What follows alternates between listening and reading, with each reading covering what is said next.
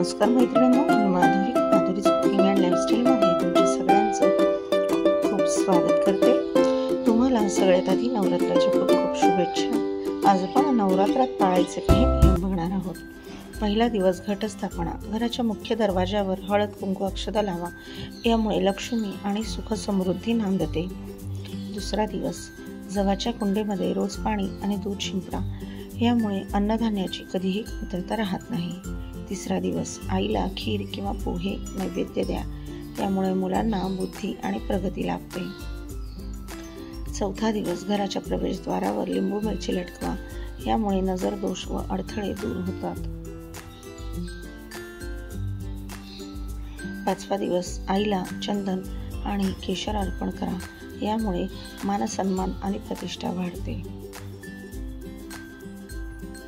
सहावा दिवस देवी समोर रोज तुपाचा दिवा लावा, यामुळे पितृदोष शांती आणि आरोग्य सुधारते। सातवा दिवस आईला संत्री किंवा मोसंबी अर्पण करा, यामुळे घरातील आरोग्य चांगले राहते।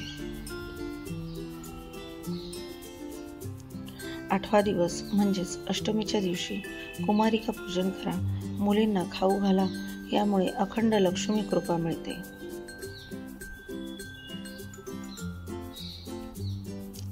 नववा दिवस म्हणजेच नवमीच्या दिवशी आईसमोर सिंदूर अर्पण करून कपाळी लावा, यामुळे सौभाग्य आणि वैवाहिक सुख टिकते। आईला साखर टाकून दूध अर्पण केल्याने घरामध्ये आरोग्य आणि मानसिक शांती टिकते। आईला मधाचा नैवेद्य दाखवल्याने वाणी मधुर होते आणि घरामध्ये वाद कमी होतात। देवीला आवळा अर्पण केल्यामुळे रोगप्रतिकारक शक्ती वाढते आणि रोग दोष टळतात। देवीला लाल दोरा अर्पण करून स्वतः बांधल्यामुळे अडथळे दूर होतात। आईला आंबा किंवा आंब्याची पाने अर्पण केल्यामुळे घरामध्ये ऐश्वर्य व सुख समृद्धी टिकते। दररोज धूप आणि अगरबत्ती लावल्यामुळे नकारात्मक ऊर्जा दूर होते। आईला लिंबाचा रस अर्पण केल्यामुळे शारीरिक ताजेतवानेपणा व आरोग्य मिळते।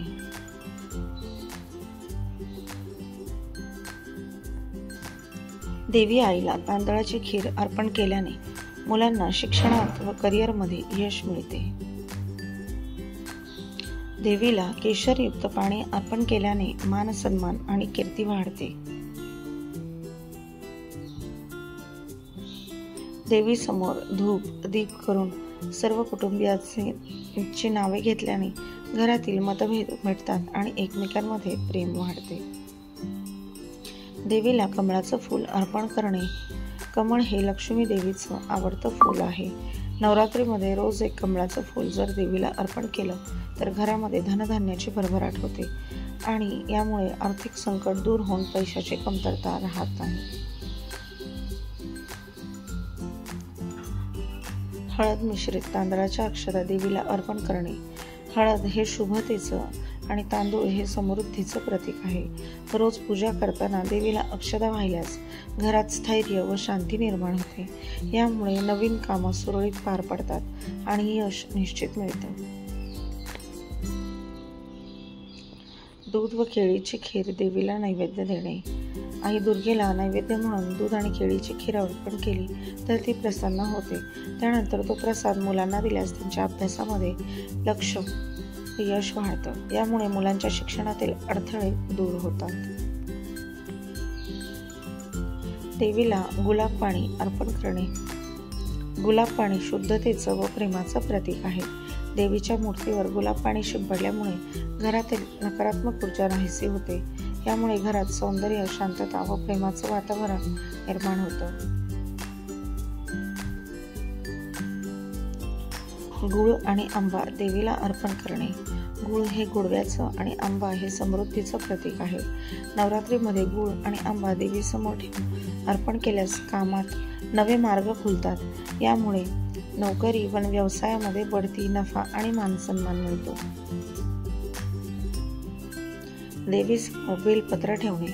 बेलपत्र हे पवित्र मानले जाते. ते देवीसमोर ठेवून दिवा लावल्याने वास्तुदोष कमी होतो. यामुळे अडथळे कमी होतात व घरात सकारात्मक ऊर्जा वाढते.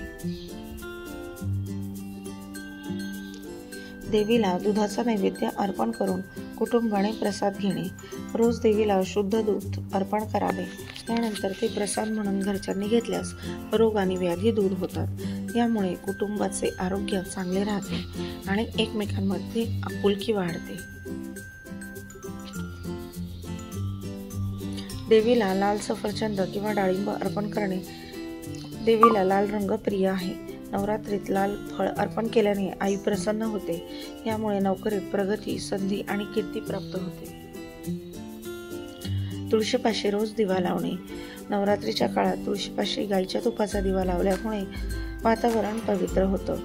त्यामुळे पितृशांती मिळते, पुण्यवृद्धी होते व घरातील दुःख कमी होतं.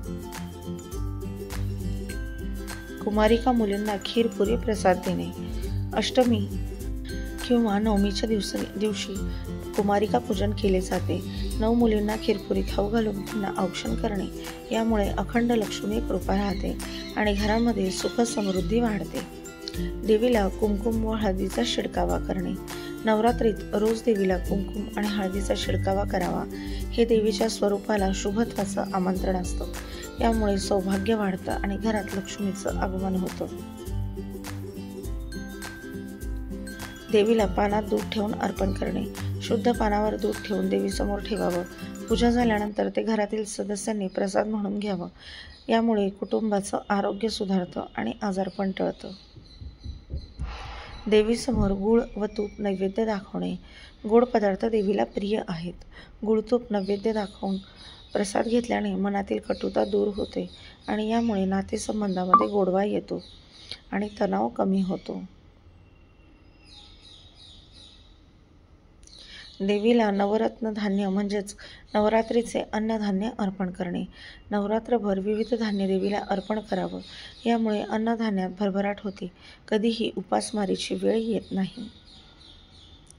देवीसमोर दिवा लावताना 2 वाती वापरणे. 2 वातींचा दिवा लावल्याने दुहेरी शुभ प्राप्त होतं. यामुळे घरात सुख, शांती आणि प्रगती कायम राहते. तर नवरात्रात करावयाचे हे उपाय माहितीच्या आधारावर दिलेले आहेत. अंधश्रद्धा पसरवण्याचा कुठलाही उद्देश नाही. हे तुम्हाला उपाय आवडले असतील तर चॅनलला लाईक करा, शेअर करा आणि सबस्क्राईब करा. नवरात्रीच्या तुम्हा सर्वांना खूप खूप शुभेच्छा. भेटूया अशाच एका नवीन व्हिडिओमध्ये. तोपर्यंत तुम्हा सगळ्यांना खूप खूप खूप धन्यवाद.